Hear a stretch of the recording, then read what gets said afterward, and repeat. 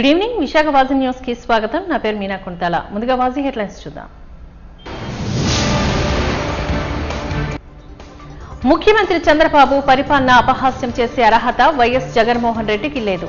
Vizianagaram MP కల్సటి Appalanaidu వ్యాఖ్య.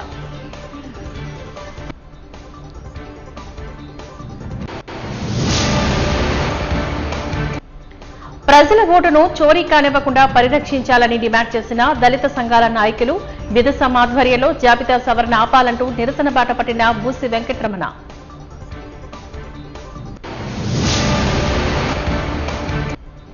జాతీయ స్ఫూర్తిని చాటుతూ 79వ స్వాతంత్ర్య దినోత్సవాన్ని పురస్కరించుకొని ఏబీవీపీ ఆధ్వర్యంలో తిరంగా ర్యాలీ, స్వతంత్ర సమరయోధుల త్యాగాలను గుర్తు చేసిన ఏసీపీ లక్ష్మణ్.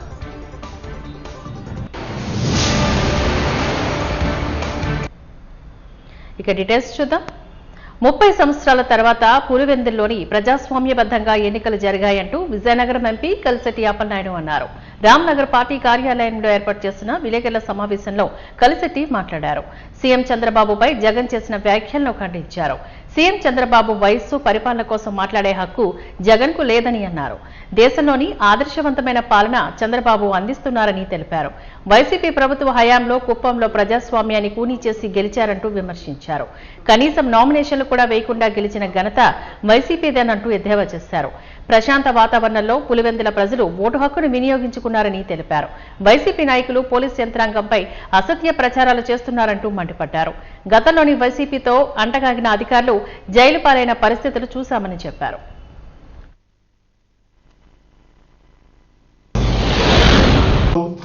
వైకాపా రాష్ట్ర అధ్యక్షుడు మాజీ ముఖ్యమంత్రి జగన్మోహన్ రెడ్డి వారు ప్రెస్ మీట్ లో గౌరవ ముఖ్యమంత్రి చంద్రబాబు నాయుడు గారి పట్ల ఒక అభ్యంతరకరమైన వ్యాఖ్యలు చేశారు.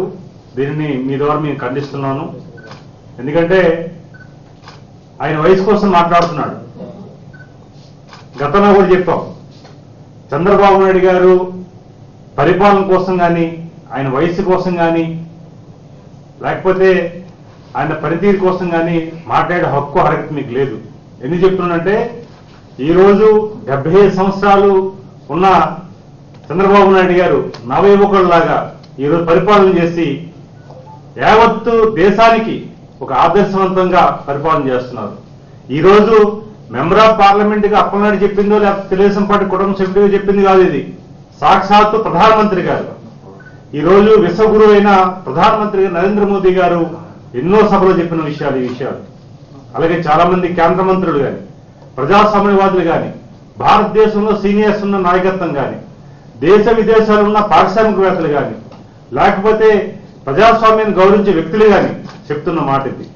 అలాంటి మాటని అగౌరవపరిచే విధంగా చంద్రబాబు నాయుడు గారిని 10 సార్లు మీరు మాట్లాడుతున్న సందర్భాలు కూడా గుర్తు చేసుకోవాలి. ఆ రోజు కుప్పం ఎన్నికల్లో మీ రాజ్యం ఉన్నప్పుడు మీరు ఏదైతే గోండాగిరి చేసి ఆ రోజు కుప్పంలో ప్రజాస్వామ్య బద్ధకంగా జరగకుండా ప్రజాస్వామ్యాన్ని కూనీ చేసి ఆ రోజు జరిగిన ఎన్నికల్లో కూడా మీరు కనీసం నామినేషన్ ఎగడానికి కూడా ఇబ్బందులు చేసి మా అభ్యర్థులను ఇబ్బంది పెట్టించి ఆ రోజు ఏదో ప్రజాస్వామ్య బద్ధంగా ఎన్నికలు చేస్తున్నట్లుగా ఇంకో కుప్ప నియోజకవర్గానికి మాది సొంతమైనట్లుగా ఆ రోజు చేసే సంఘటనలు కూడా మేము చూస్తాం. ఆ రోజు కూడా హేళన చేశాం చంద్రబాబు నాయుడు గారిని. ఇంక కుప్పంలో మేమే 175 నియోజకవర్గం మేమే గెలబోతున్నాం, కుప్పం కూడా క్లోజ్ అయిపోయిందని. ఈరోజు ప్రజాస్వామ్యం అందరూ కూడా హర్షిస్తున్నారు. నీ పులివెందుల ప్రజలు కూడా హర్షిస్తున్నారు. రాజ్యాంగంలో పొందుపరచబడిన లౌకికవాదం నేపథ్యంలో పాలకులు ఎటువంటి మతపరమైన కార్యక్రమాలకు ప్రభుత్వ నిధుల నుంచి ధనాన్ని ఖర్చు చేయకూడదంటూ భారత హేతువాద సంఘ నాయకులు నానే వెంకట సుబ్బయ్య గుర్తు చేశారు. ఈ సందర్భంగా డాబా గార్డెన్స్ ప్రెస్ క్లబ్ లోని ఏర్పాటు చేసిన విలేకరుల సమావేశంలో ప్రస్తుత కూటమి ప్రభుత్వం చేస్తున్న మతపరమైన కార్యకలాపాలపై మండిపడ్డారు. పాలకులు రాజ్యాంగానికి కట్టుబడి లౌకికవాదాన్ని అలవర్చుకోవాల్సిన ఆవశ్యకత ఉందని సూచించారు. లేదంటే దేశంలోని మత విద్వేషాలు చెలరేగి ప్రజాస్వామ్యం అపహాస్యమవుతోందని అన్నారు. ఇప్పటికైనా పాలకులు రాజ్యాంగబద్ధమైన హక్కులను, బాధ్యతలను సక్రమంగా నెరవేర్చే విధంగా చర్యలు చేపట్టాలని కోరారు.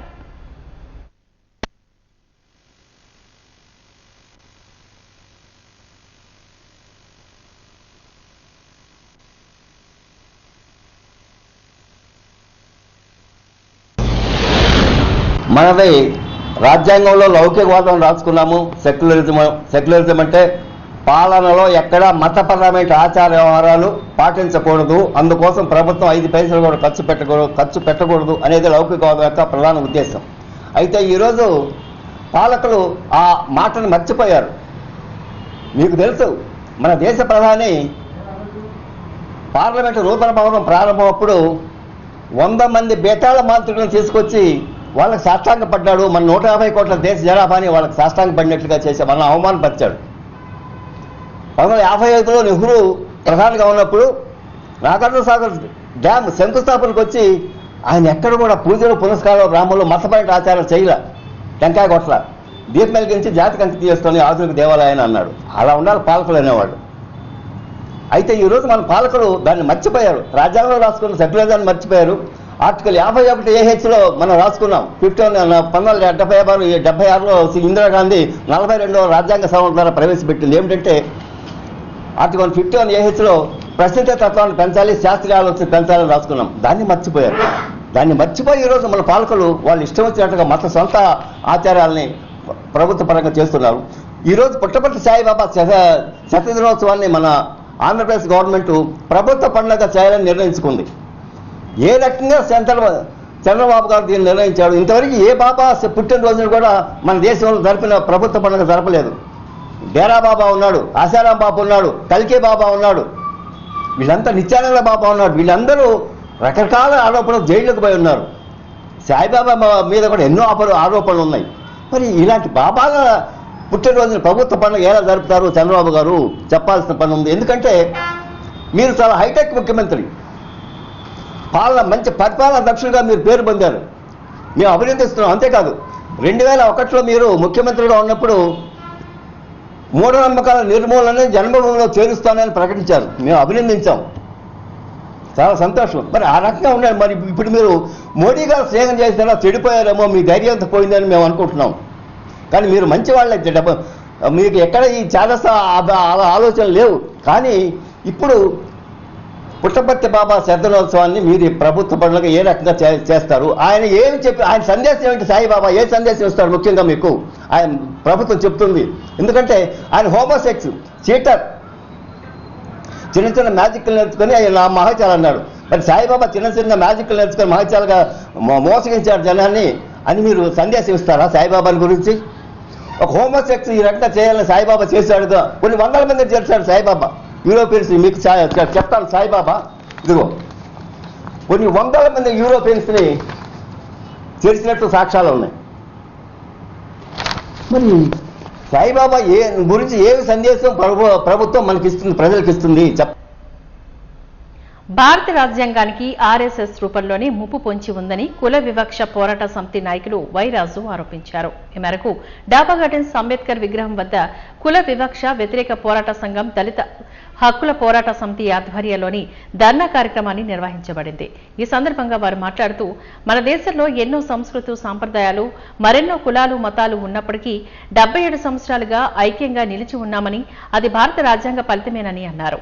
అంబేద్కర్ రచించిన భారత రాజ్యాంగానికి ఆర్ఎస్ఎస్ రూపంలో మత ఉన్మాదులు చేస్తున్న దాడిని వ్యతిరేకించాలంటూ పిలుపునిచ్చారు. ఈ మేరకు ప్రభుత్వ వ్యతిరేక నినాదాలు చేస్తూ నిరసన తెలిపారు.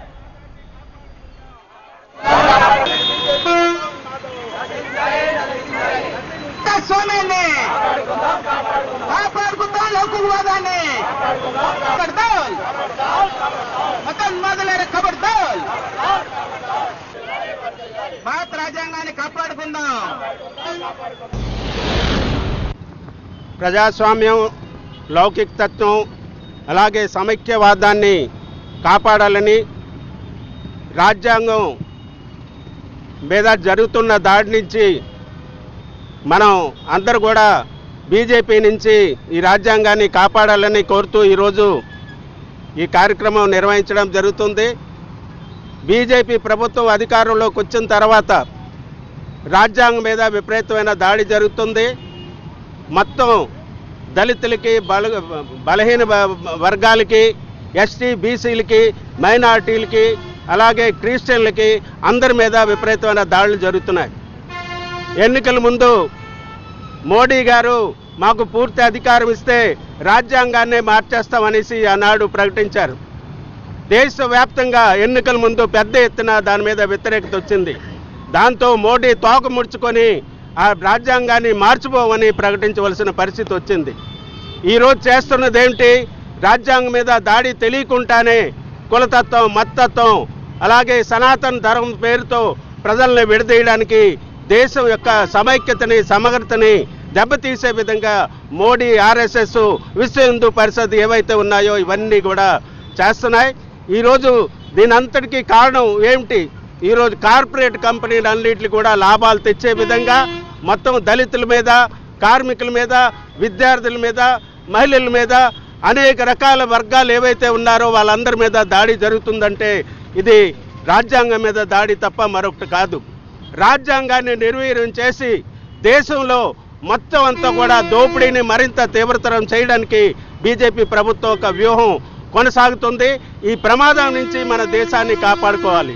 ఇవాళ ఎస్సీ ఎస్టీలకి ఉద్యోగాలు రాకపోవడానికి కారణం ఏంటి? ఈరోజు ప్రభుత్వ రంగ సంస్థలన్నీ కూడా ప్రైవేట్ పరం చేస్తున్నారు.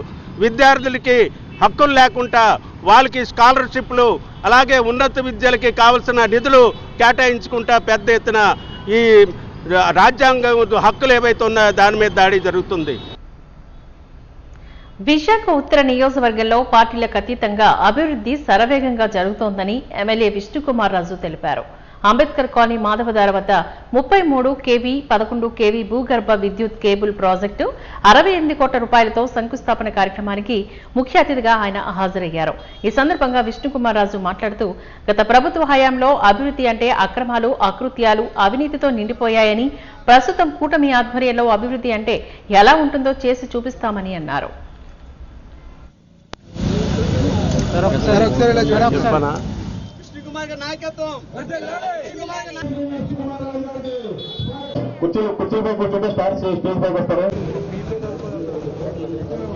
వాళ్ళు ఉంటే దయచేసి చేతులు పైకెత్తండి. అంటే మాదిగా ఎనర్జీ తోటి మళ్ళీ మీరు సోలార్ ఏదైతే నెలకి 200 అంటే ఉత్తర నియోజకవర్గంలో అయితే దీని విలువ 69 కోట్లండి. 68 కిలోమీటర్లు 33 kV లైను, 204 కిలోమీటర్లు 11 kV లైను, ఈ రెండు కూడా యూజీ కేబుల్ చేస్తామండి. ఈ నియోజకవర్గంలో అయితే 69 కోట్లండి. అదే ఎంటైర్ విశాఖపట్నం సిటీ అయితే 33 kV కేబుల్ 514 కిలోమీటర్లు, అలాగే 11 kV కేబుల్ 1243 కిలోమీటర్లు. మొత్తం సిటీ విలువ అయితే 1032 కోట్లండి. ఈ యూజీ కేబులింగ్ అనేది ఇండియాలో ఎంటైర్ సిటీ ఇది 3rd సిటీ అండి. ఢిల్లీలో, ముంబైలోనే 100% అయ్యాయి. దిస్ ఈజ్ 3rd సిటీ అండి. మిగతా సిటీస్లో అయ్యాయి కానీ కొంత పర్సంటేజ్ అయ్యాయి. వేరే విశాఖపట్నం మాత్రం ఎంటైర్ సిటీ చేస్తున్నామండి. అయితే దీని తర్వాత ఈ వీధుల్లో ఉన్న ట్రాన్స్ఫార్మర్స్ని కూడా లోయర్ కెపాసిటీ ట్రాన్స్ఫార్మర్స్ తీసేసి హయ్యర్ కెపాసిటీ ట్రాన్స్ఫార్మర్ కూడా పెడతామండి. సో వీధిలో ఉన్న ట్రాన్స్ఫార్మర్ సంఖ్య కూడా తగ్గిపోతుందండి. అది కూడా టేకప్ చేస్తాము. ఇవన్నీ కూడా ఈ కూటమి ప్రభుత్వం వచ్చిన తర్వాత అటు సెంట్రల్ నుంచి సెంట్రల్ గవర్నమెంట్ కానీ ఇటు స్టేట్ గవర్నమెంట్ కానీ రెండు ఫండింగ్ చేస్తున్నాయండి. దేశంలోనే 3వ నగరంగా అంటే విశాఖపట్నము, అది ఢిల్లీ, ముంబై తర్వాత విశాఖపట్నంలో ఎక్కడ కూడా ఇంకా 33 kV లైన్స్ కానీ 11 kV లైన్స్ కానీ కనపడకుండా అది అన్నీ కూడా అండర్ గ్రౌండ్ కేబులింగ్ చేయడానికి కేంద్ర ప్రభుత్వ సహాయ సహకారాలతో ఏపీఈపీడీసీఎల్ వారు ఇక్కడ విశాఖపట్నంలో సుమారు 1035 కోట్ల రూపాయలతోటి ఈ ప్రోగ్రాము టేకప్ చేయడం జరిగింది. దాంట్లో నార్త్ నియోజకవర్గంలో సుమారు 69 కోట్ల రూపాయలతోటి మనకి 33 kV లైన్స్ అయితే 68 కిలోమీటర్ల లైన్స్ తొలగించడం జరుగుతుంది. అట్లాగే 11 kV లైన్స్ అయితే 204 కిలోమీటర్స్ మనకి తొలగించడం జరుగుతుంది. మీకు అందరికీ తెలుసు ఇదంతా కొండవాలు ప్రాంతము. ఈ కొండవాలు ప్రాంతంలో ఎప్పుడన్నా హెవీ వర్షం కానీ లేకపోతే పెద్ద గాలి కానీ వచ్చినప్పుడు పక్క ఇళ్లల్లో వారు చాలా భయపడుతూ బతికే పరిస్థితి ఉంది. ఎందుకంటే ఇంటికి లైన్స్కి పక్కనే ఉంటున్నాయి కాబట్టి చాలా ఇబ్బందులు పడుతున్నారు. అందుకు ఈ ప్రభుత్వము అంతకుముందు శాంక్షన్ చేసిన దాని ప్రకారము ఈ లైన్స్ అన్నీ కూడా ఈ 33 kV లైన్స్ 11 kV లైన్స్ తొలగించి దాని స్థానంలో అండర్ గ్రౌండ్ కేబుల్ చేయటం అనేది ప్రజలకి చాలా ఉపయోగకరమైన కార్యక్రమంగా ప్రజలందరూ భావించవలసిన అవసరం ఉంది. మీకు అందరికీ తెలుసు, గౌరవ ముఖ్యమంత్రి చంద్రబాబు నాయుడు గారు ఆగస్టు 15వ తారీఖు నుంచి ఏదైతే మహిళలకి ఫ్రీ బస్సు అని చెప్పి ఇదివరకు అనౌన్స్ చేశారో ఆ ఫ్రీ బస్సు లాంచింగ్ కూడా ఆగస్టు 15 నుంచి జరుగుతుంది. కాబట్టి మహిళలకి చాలా సౌకర్యవంతంగా అది ఉంటుందని చెప్పి మీకు అందరికీ తెలియజేసుకుంటూ, అట్లాగే ప్రధానమంత్రి గారు చేపట్టిన ప్రధానమంత్రి సూర్య గారు అది అంటే సోలార్ ప్యానెల్స్ ఇళ్లపైన పెట్టి అది ఎవరికి కూడా ఆర్థిక భారం లేకుండా అతి తక్కువ ధరతోటి మనకి ఎలక్ట్రిసిటీ వచ్చే కార్యక్రమము. పర్యాటకంగా అభివృద్ధి చెందుతున్న విశాఖ నగరంలో దక్షిణ భారతదేశపు రుచులు కొలువు తీరడం శుభ పరిమాణం అంటూ ఎమ్మెల్యే వంశీకృష్ణ శ్రీనివాస్ అన్నారు. దత్తా సైలాండ్ సిరిపురం జంక్షన్ ను మొదటి అంతస్తులో మల్టీ కిచెన్ దక్షిణ్ రెస్టారెంట్ ప్రారంభోత్సవానికి గాను ఎమ్మెల్యే వంశీకృష్ణ శ్రీనివాస్ ముఖ్య అతిథిగా హాజరయ్యారు. ఈ సందర్భంగా ఆయన మాట్లాడుతూ విశాఖ వాసులకు పర్యాటకులకు రుచికరమైన వంటకాలు అందించడంలో దక్షిణ్ పేరుగాంచిందని ఆశించారు.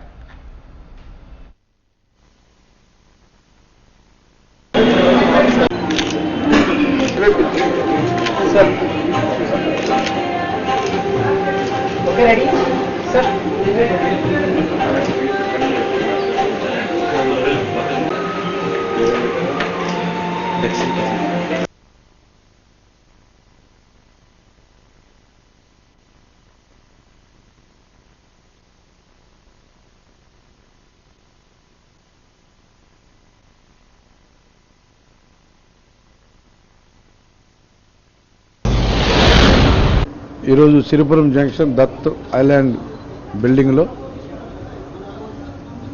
దక్షిణ్ కిచెన్ సోదరులు శ్రీనివాస్ గారు పెట్టడం జరిగింది. దాని వల్ల ప్రారంభోత్సవం జరిగింది. సిరిపురం అనేది ఒక విశాఖపట్నం ఒక ఐలాండ్ లాంటిది. సో ఒక అద్భుతమైనటువంటి లొకేషన్లో చాలా చక్కగా నీట్గా మంచి రెస్టారెంట్ పెట్టడం జరిగింది. విశాఖపట్నం ప్రజలందరూ కూడా ఈ రెస్టారెంట్ని విజిట్ చేసి ఈ యొక్క అందరిని ఎంకరేజ్ చేయాలని చెప్పి కోరుతా ఉన్నా. ఇవాళ Dattaland building Siripuram junction the heart of the సిటీలోని మన ఫస్ట్ ఫ్లోర్లో ఇవాళ దక్షిణ్ కిచెన్ అని కొత్తగా ఒక రెస్టారెంట్ ఓపెన్ చేసినాం. సో ఇందులో మేము టాప్ క్లాస్ షెఫ్లు కానీ అందరినీ ట్రైన్ చేసి ది బెస్ట్ ఫుడ్ ఇద్దామని మేము అందరి ముందుకు వస్తున్నాం. అండ్ మీరు వచ్చి ఇక్కడ వెరైటీ ఆఫ్ ఫుడ్స్ ట్రై చేయొచ్చు. మీకు సౌత్ ఇండియన్ ఉంటుంది, తందూరి ఉంటుంది, చైనీస్ ఉంటుంది, ఇంకా మీకు కావాల్సిన ఇండియన్ బిర్యానీస్ మీకు నచ్చిన వెరైటీస్తో ఉంటుంది. ఒకసారి విజిట్ చేయండి. మీకు నచ్చకపోతే మీరు బిల్ కూడా పే చేయ అవసరం లేదు. వైజాగ్ ఎంతమంది పబ్లిక్ అంటే ఆల్ పబ్లిక్ ఎలాగ వచ్చి ఉన్నామో ఇక్కడ వెరైటీస్ కూడా అంతే ఉంటాయి. మీకు ఇది లేదు ఇది ఉంది ఇది లేదు కాదు, వెరైటీస్ కూడా అంతే ఉంటాయి. చైనీస్ మన దోస్తు ఫ్రెండ్ చెప్పినట్టు చైనీస్, ఇండియన్, నార్త్ ఇండియన్, ఎందుకంటే ఆల్ ఆఫ్ వెరైటీస్ ఉంటుంది. ఖచ్చితంగా ఒకసారి వచ్చి విజిట్ చేసి చూడండి, చాలా ఎక్సలెంట్గా ఉంటుంది. మీరు రిపీట్ వచ్చినంత ఎక్సలెంట్ టేస్ట్ మీకు దొరుకుతుందండి. దక్షిణ్ కిచెన్ అని ఈరోజు ఓపెన్ చేయడం జరిగింది. మన రెస్టారెంట్లో మన విశాఖపట్నంలో మునుపెన్నడు చూడని ఐటమ్స్ కూడా మన దగ్గర దొరుకుతాయి. మరి ఒకసారి విజిట్ చేసి చూడండి. And some different of items కానీ గంటా బిర్యానీస్ కానీ పరదా బిర్యానీస్ కానీ వైట్ మెంబర్స్ ఫ్యామిలీ ప్యాక్ కానీ అన్నీ మన దగ్గర అవైలబుల్గా దొరుకుతాయి. టేస్ట్ కూడా చాలా బాగుంటుంది. ఒకసారి విజిట్ చేసి ట్రై చేయండి.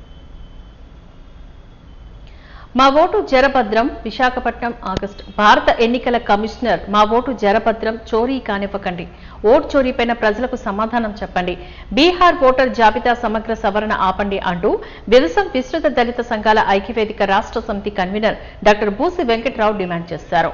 ఓట్ చోరీపైన ఈసీని లేదా ప్రజాస్వామ్యాన్ని కాపాడుకుందాం అంటూ నేడు విశాఖ గాంధీ విగ్రహం వద్ద విదసన నిరసన కార్యక్రమంలో చేపట్టింది. జాజీ ఓంకారం అధ్యక్షతన జరిగిన ఈ కార్యక్రమంలోని వెంకట్రావు మాట్లాడారు. అంబేద్కర్ రాజ్యాంగంలో ఆర్టికల్ 326 ద్వారా ఒక మనిషికి ఒకే ఓటు, ఏ ఓటుకైనా ఒకే విలువ ఇచ్చిన నేపథ్యంలో ఇటీవల జరిగిన దేశంలో ఓట్ల చోరీపైన ప్రజలు అప్రమత్తమయ్యారని, బీహార్ ఎస్ఐఆర్ పైన, కర్ణాటక మహాదేవపురంలో ఓట్ల మాయాజాలం పైన ప్రజల అనుమానాలు నివృత్తి చేయాల్సిన ఎన్నికల సంఘం ప్రశ్నించి వారిని నిందిస్తుందంటూ విమర్శించారు.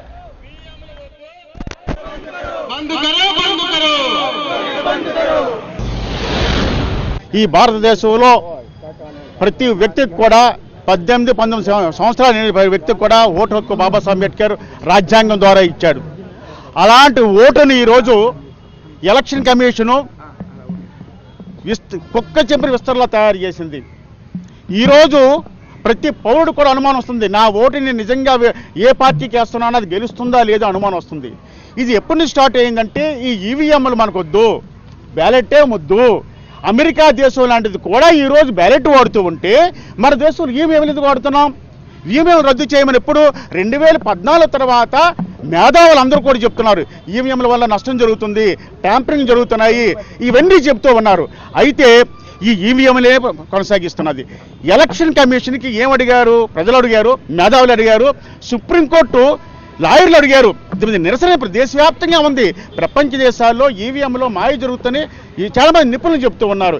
ఈ సందర్భంగా నిన్న కాక మొన్న రాహుల్ గాంధీ గారు క్వశ్చన్ చేశారు, ఈవీఎంలో మోసం జరుగుతుంది, ఒక్కొక్కడికి 80 ఓట్లు ఉన్నాయి, ఒకడు 90 ఓట్లు ఉన్నాయి, చచ్చిన వాళ్ళు ఉన్నారు, బతికిన వాళ్ళు ఉన్నారు. ఇప్పుడే చెప్తున్నాను, నాకు 124 సంవత్సరాలు ఒక వ్యక్తి ఇక్కడికే ఉన్నాడు. కారణం ఏంటంటే ఎలక్షన్ కమిషన్ ప్రజలకు సమాధానం చెప్పాలి. పార్టీలకే ఇప్పుడు రాహుల్ గాంధీ అడిగింది ఏంటి? ప్రజాస్వామ్యబద్ధంగా ఒక ప్రతిపక్ష నేతగా అడిగేటప్పుడు సమాధానం చెప్పకుండా 300 మంది ఎంపీలు మీరు అరెస్ట్ చేస్తారా అని 300 మంది ఎంపీలు అరెస్ట్ చేస్తున్నారంటే ఈ ప్రజాస్వామ్యం ఎట్టుపోతుంది. కాబట్టి ఇప్పటికైనా సరే ఎలక్షన్ కమిషను ప్రజల తాలూకా ఇది నిజమా అబద్ధమా అని క్లియర్ చేయాల్సిన అవసరం ఎలక్షన్ కమిషన్ ఉంది. బంగాళాఖాతంలో కొనసాగుతున్న అల్పపీడనం శుక్రవారం మరింత బలపడి స్పష్ట అల్పపీడనంగా మారే అవకాశం ఉందని విశాఖ వాతావరణ శాఖ కేంద్రం అధికారి జగన్నాథ కుమార్ తెలియజేశారు.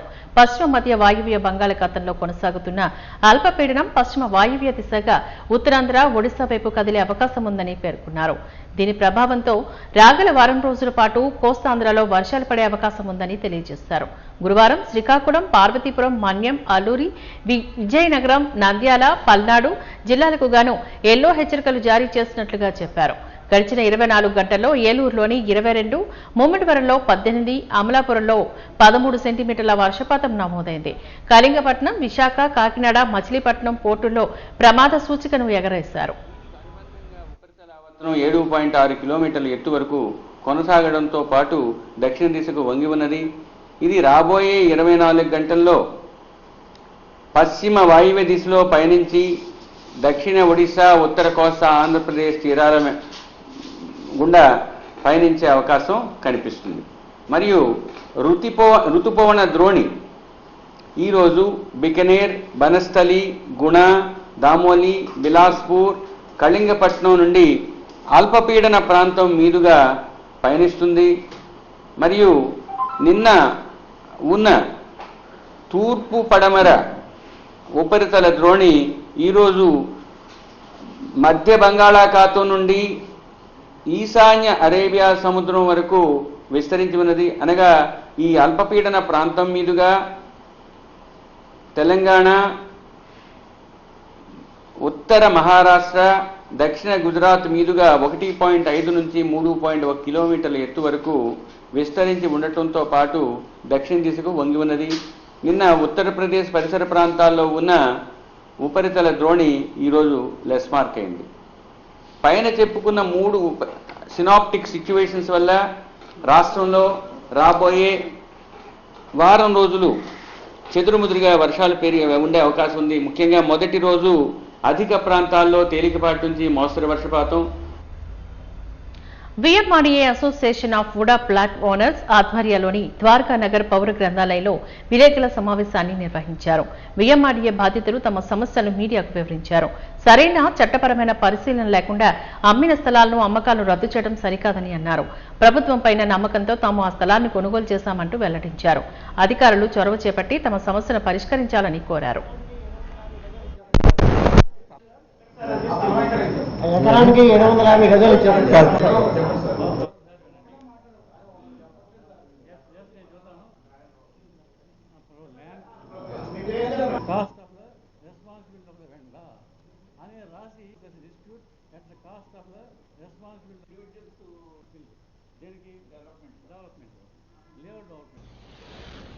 అప్పుడు విష్ణు, విజన్ విష్ణు, బి శ్రీధర్ వాళ్ళకి షోకాజ్ నోటీస్ ఇచ్చారు ఛార్జ్ షీట్లు ఇవ్వడానికి. వాళ్ళకి షోకాజ్ నోటీస్ ఇస్తే వాళ్ళు రిప్రజెంటేషన్ చేసుకున్నారు గవర్నమెంట్కి. మేము ఏ తప్పు చేయలేదు, మేము చేసిందంతా రూల్స్ ప్రకారమే చేశాము, గవర్నమెంట్ పాలసీస్ ప్రకారమే చేశాము అని వాళ్ళు రిప్రజెంటేషన్ ఇచ్చుకుంటే వాళ్ళ మీద కేసులు విత్డ్రా చేశారు. రిప్రజెంటేషన్ గవర్నమెంట్ కన్సిడర్ చేసి వాళ్ళ తాలూకా రిప్రజెంటేషన్ వాళ్ళు యాక్సెప్ట్ చేసి వాళ్ళ మీద ఉన్న కేసెస్ అన్ని రిమూవ్ చేస్తారు. అంటే ఎప్పుడైతే వాళ్ళ మీద కేసులు విత్డ్రా చేశారో విజిలెన్స్ వాళ్ళు చేసిన ఆరోపణలన్నీ తప్పు అని ప్రూవ్ అయిపోయింది. అందుకని వాళ్ళకి కోర్టుకి రావట్లేదు. అలాగే మిగిలిన స్టాఫ్ సెక్రటరీ మిగిలిన ఆఫీసర్స్ ఉంటారు కదా, ఎస్టేట్ ఆఫీసర్, వాళ్ళ మీద కూడా కేసులు విత్డ్రా చేశారు. ఎవరైతే వాళ్ళకి కంటెస్ట్ చేయాలో కేసుల్లో వాళ్ళందరినీ వాళ్ళ కేసులు విత్డ్రా చేశారు. వాళ్ళ మీద కేసులు రిమూవ్ చేసి వాళ్ళ ప్రమోషన్లు ఇచ్చేశారు. రైతులందరూ కూడా మాకు సైట్లు అమ్మేసుకొని వాళ్ళు హ్యాపీగా ఉన్నారు. మేము వాల్యుబుల్ కన్సిడరేషన్కి ఈ గవర్నమెంట్ తాలూకా ఈ కేసులు, ఈ లోపభూయిష్టమైన వాళ్ళ భూసేకరణ, తర్వాత దానికి ఏమీ సంబంధం లేనటువంటి మేము ఇప్పుడు సఫర్ అవుతున్నాము. దీని గురించి మేము గవర్నమెంట్కి చాలా సార్లు రిప్రజెంటేషన్ సబ్మిట్ చేసాము, ఉడాకి వెళ్ళి కలిసాము. ఆనరబుల్ అసెంబ్లీలో కూడా ఈ విషయమై లోకల్ శాసనసభ్యులు అందరూ కూడా దీని మీద రైట్ చేశారు.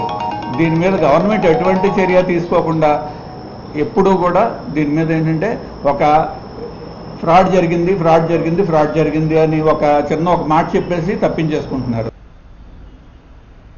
3 టౌన్ పోలీస్ స్టేషన్ ఆవరణలో నూతన భవనాలను నేడు నగర police commissioner doctor Shankar Pratap Bagchi ప్రారంభించారు. ఈ సందర్భంగా సిపి మాట్లాడారు. ప్రజలకు నిత్యం సేవలందించే పోలీసులు స్థలాలు అన్ని సౌకర్యాలతో మౌలిక వసతులతో ఉండాలంటూ సూచించారు. ఈ నేపథ్యంలోని ప్రభుత్వ సహకారంతో పాత భవనాలను పునర్నిర్మాణం చేపట్టి ప్రారంభించుకుంటూ ఉన్నామని తెలియజేశారు. ఈ కార్యక్రమంలోని 3 టౌన్ పోలీస్ సిబ్బంది తదితరులు పాల్గొన్నారు.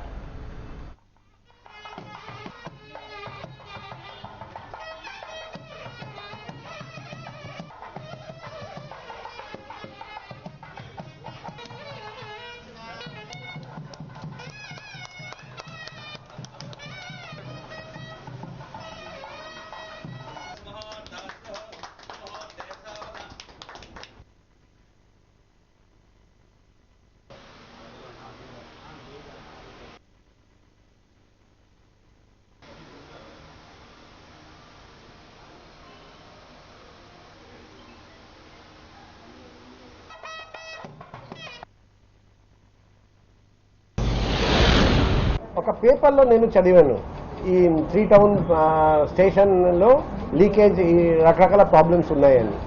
నాకు మా వాళ్ళు ఎవరు చెప్పలేదు ఇక్కడ ప్రాబ్లం ఉందని.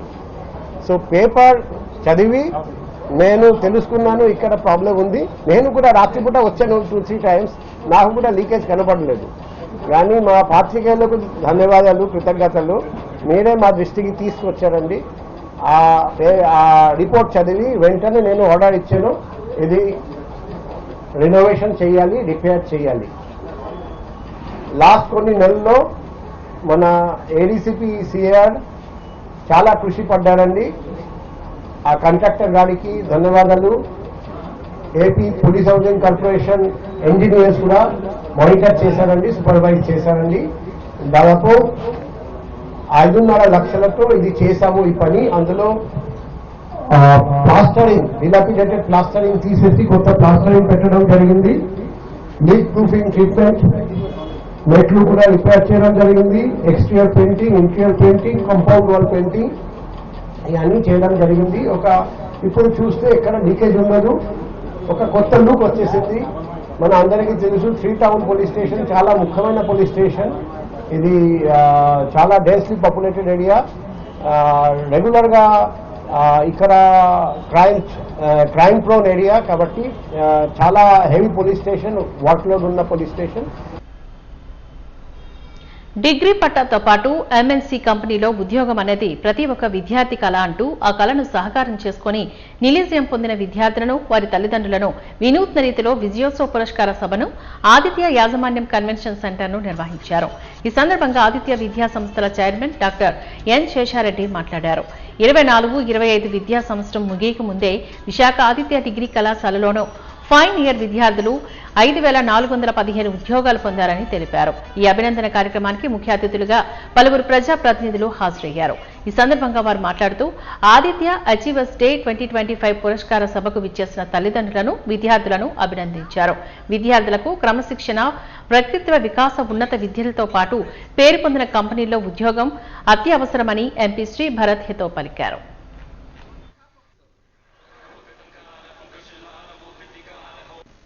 her unmatched leadership skills and deep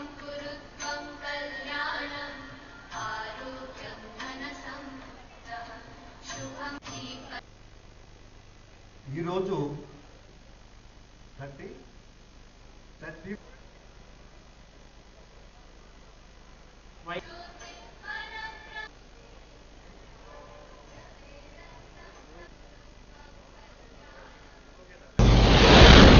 మీ అందరికీ తెలుసు ఆదిత్య యొక్క లక్ష్యం ఏంటంటే ఆదిత్య డిగ్రీలో చేరిన ప్రతి వ్యక్తి ఒక చేత్తో డిగ్రీ పట్ట రెండో చేత్తో కనీసం 2, 3, 4 ఉద్యోగాలు తీసుకువెళ్ళాలి.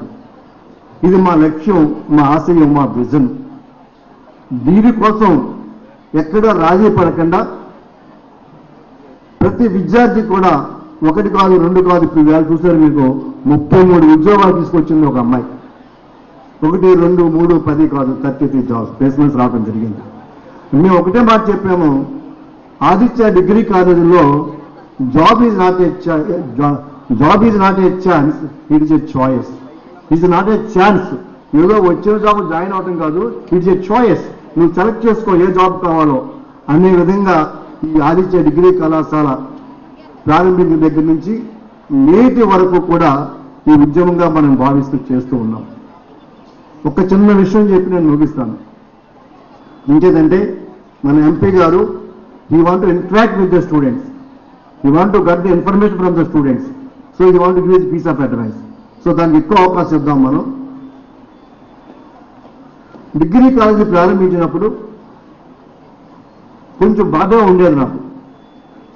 అప్పట్లో ఈ క్యాంపస్ ప్లేస్మెంట్స్ అనేవి 90% ఉన్న ఈ క్యాంపస్ ప్లేస్మెంట్ డిగ్రీ కాలేజ్ స్టూడెంట్స్కి వచ్చేవి కాదు.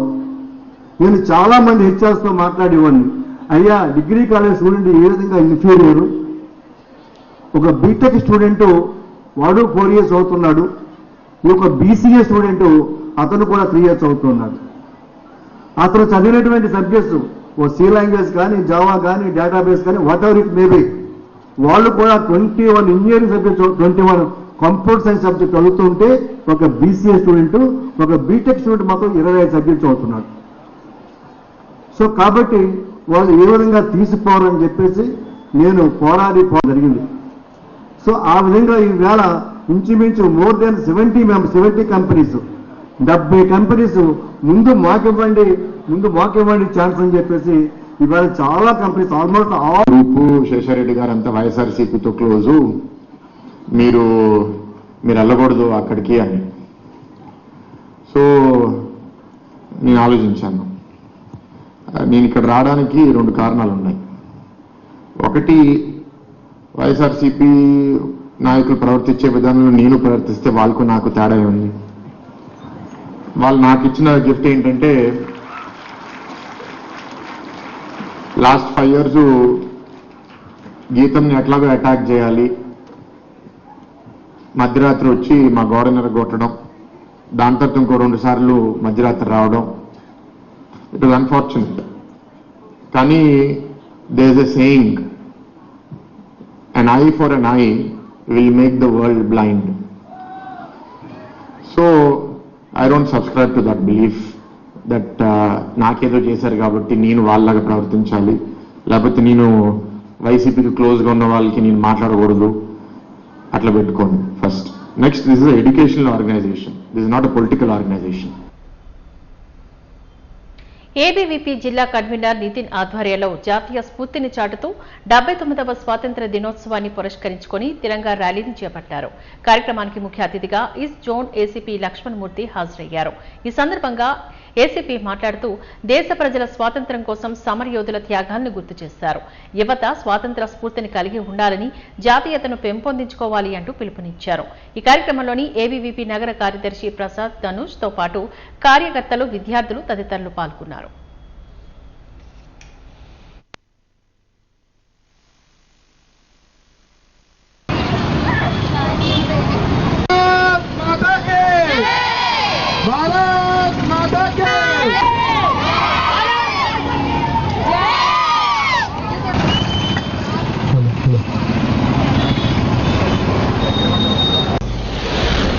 డెబ్బై 79వ స్వతంత్ర వేడుకలను స్మరించుకుంటూ ఈరోజు అఖిల భారతీయ విద్యార్థి పరిషత్ విశాఖ నగర శాఖ ఆధ్వర్యంలో తిరంగా ర్యాలీ నిర్వహించుకోవడం జరుగుతుంది. ఏదైతే ఈ దేశం కోసం ప్రాణాలు అర్పించిన స్వాతంత్ర సమరయోధుల యొక్క స్ఫూర్తితో ఈరోజు ఏబీవీపీ విద్యార్థులతో కలిసి తిరంగా ర్యాలీ చేస్తుంది. ఈ దేశం కోసం ప్రాణాలు అర్పించిన అమరవీరుల యొక్క త్యాగాలను మనం గుర్తు చేసుకుంటూ ఈ దేశంలో ఉన్న ప్రతి విద్యార్థి కూడా దేశభక్తుడిగా మారి ఈ దేశం యొక్క అభివృద్ధిలో భాగమయ్యి ఈ దేశ విచ్ఛిన్నకర శక్తుల్ని అంతం చేసేలా తయారవ్వాలని చెప్పి ఏబీవీపీ కోరుకుంటుంది. ఏబీవీపీ ఎవరైతే ఈ దేశం కోసం ప్రాణాలు అర్పించిన స్వతంత్ర సమరయోధుల యొక్క స్ఫూర్తిని ముందుకు తీసుకెళ్తూ గత 77 సంవత్సరాలుగా ఈ దేశంలో ఈ దేశభక్తిని నింపుతూ భారత్ మాతాకి జై అని చెప్తూ విద్యార్థుల కోసం పనిచేస్తుంది. బాజీ న్యూస్ ముగించే ముందు ముఖ్యాంశాలు మరొక్కసారి చూద్దాం. ముఖ్యమంత్రి చంద్రబాబు పరిపాలన అపహాస్యం చేసే అర్హత వైఎస్ జగన్ రెడ్డికి లేదు. విజయనగరం ఎంపీ కలిసెట్టి అప్పలనాయుడు వ్యాఖ్య.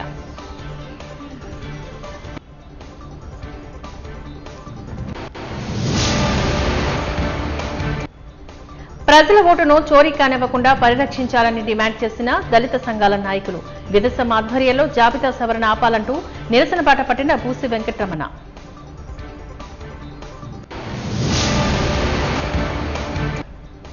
జాతీయ స్ఫూర్తిని చాటుతూ 79వ స్వాతంత్ర దినోత్సవాన్ని పురస్కరించుకొని ఏబీవీపీ ఆధ్వర్యంలో తిరంగా ర్యాలీ. స్వతంత్ర సమరయోధుల త్యాగాలను గుర్తు చేసిన ఏసీపీ లక్ష్మణ్.